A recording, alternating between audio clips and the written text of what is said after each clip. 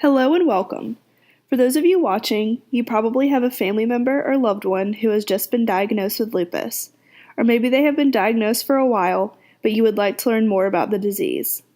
While this is a very difficult time for those diagnosed, it can also be very stressful and scary for those close to them, and you may find yourself asking, what's next?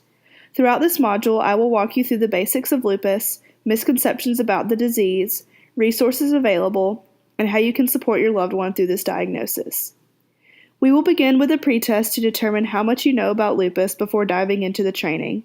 Please pause the video and take a few minutes to participate in the survey. Click on the link below and answer all 10 questions. All answers are anonymous and there is only one correct answer for each question. Click Submit when you are done.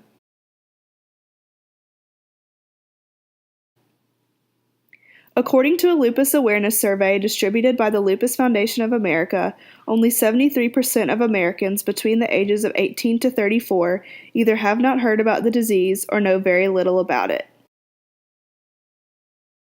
Lupus is a chronic inflammatory autoimmune disease that usually develops in women between the ages of 15 to 44. This means that lupus is lifelong, and unfortunately there is currently no cure. While women make up the majority of the population diagnosed with the disease, men and children are also at risk. In order to diagnose lupus, physicians must observe a patient's signs and symptoms and conduct lab and diagnostic testing that is specific to each patient. A patient must display 4 or more of the 11 criteria used for diagnosing lupus. An important test used to diagnose patients with autoimmune disorders is the anti-nuclear antibody test, or ANA test. While this test can come back positive in patients who have other diseases aside from lupus, the test is still very successful in diagnosing lupus in patients with suspected symptoms. There are 4 main types of lupus, which include neonatal and pediatric lupus erythematosus, or NLE, discoid lupus erythematosus, or DLE, drug-induced lupus, or DIL, and systemic lupus erythematosus, or SLE. SLE is the most common type of lupus and is usually what people refer to as just lupus. The disease can affect many different organs, including the kidneys, lungs, skin, nervous system, and musculoskeletal system, just to name a few. While every patient is different when it comes to the symptoms they present, common symptoms observed in lupus patients include weight loss, fever, and fatigue. The musculoskeletal system, mainly the joints, the skin, and the lungs are the most commonly affected in lupus patients. A visible symptom of the disease is the butterfly rash that presents as a red rash on the cheeks and nose after being exposed to the sun. On the more extreme end of the spectrum, lupus can cause kidney failure, some cancers, and coronary artery disease. All of these symptoms can come and go, and many patients experience periods of flare-ups and then other periods of remission of the disease. Fortunately, there are many different drugs and treatment options available to help patients manage their symptoms. It is important to encourage your loved one to speak to their doctor about which options are the best for them. Here are a few quick statistics related to lupus. 1.5 million people worldwide are diagnosed with lupus, and over 55,000 of those diagnosed are living in Georgia. Although lupus is most likely to be diagnosed in women of childbearing age, men, children, and teenagers can also be diagnosed with lupus. Lupus can be a difficult disease to cope with, and many patients have reported that pain, lifestyle changes, and emotional problems associated with lupus are the hardest parts to manage.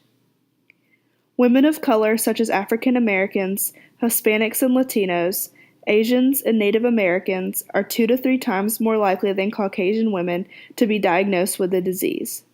While the reason for this is unknown, researchers believe there may be a genetic factor involved.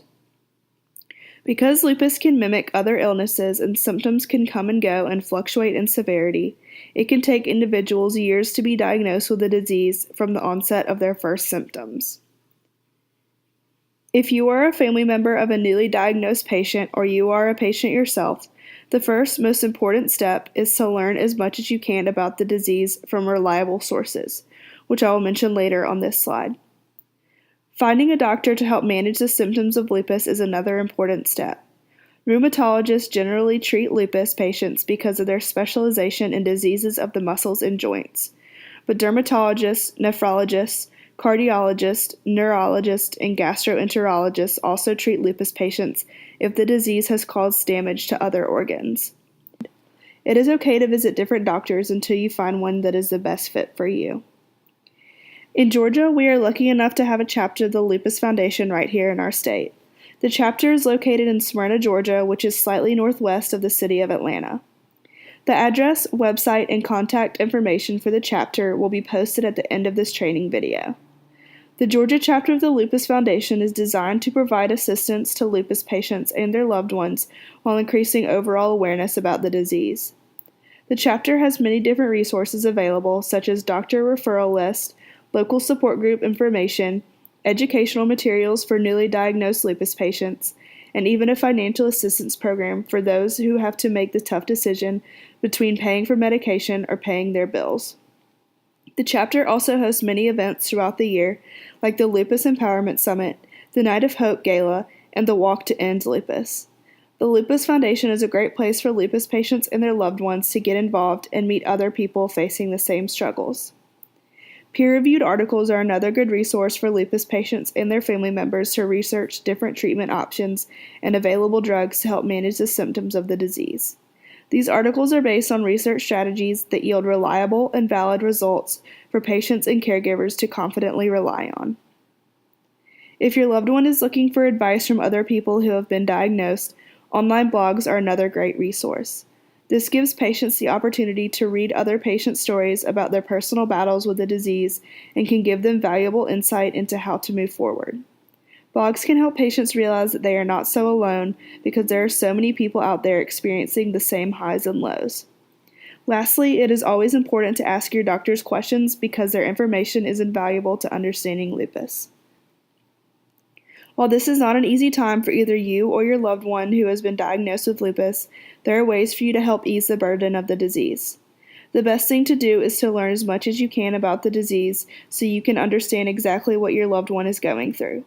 The first part of this video covered the basics, but the other resources I mentioned are a good place to start.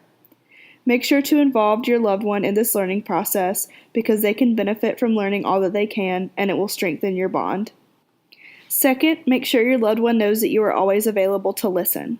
Communication is key, and it is important for them to know that you are available if they need you. Do not pressure them to talk to you, but just let them know that you are ready to talk when they are. Also, don't be afraid to talk about how you are feeling in this process as well. Third, stay organized. Keeping a journal of your loved one's doctor's visits, treatment plans, and questions to ask doctors is an important tool for staying on track. Make sure to keep a calendar of all doctor's appointments and create a medication schedule. Creating a financial plan can also be helpful for managing you and your loved one's finances. Treatment for lupus can become expensive quickly, so you need to make sure you have money set aside to pay for it, or you have insurance that will cover the expenses. Do not be afraid to reach out to a financial planner who can help you with this type of thing if you are not familiar with it yourself. Most importantly, you need to make sure that you are taking care of yourself. If you think things are becoming too much for you, take a step back and reach out for help. If you are not at your best physically, emotionally, and mentally, then it is not in your best interest to be caring for someone else as well. An important part of this is staying healthy by exercising and eating well, and you can incorporate your loved one into this plan as well. For most, it is a hard concept to grasp, but take care of yourself first. Lastly, emergencies are a reality for those living with lupus. You never know when a symptom could become severe enough for a visit to the emergency room or a major organ could be affected. Your family must prepare for these types of emergencies and make sure you have a plan in place when the time comes. It is better to plan ahead and not be scrambling at the last minute. Working together as a team is the most important thing you can do to get through a lupus diagnosis together. Remain positive and keep up hope that one day a cure for this devastating disease will be found. We have reached the end of this training module for family members and caregivers of newly diagnosed lupus patients in the state of Georgia.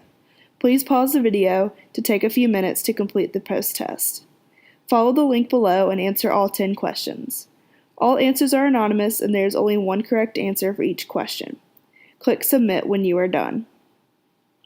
Thank you so much for taking part in this online training, and I hope it was able to help you and your family through this difficult time.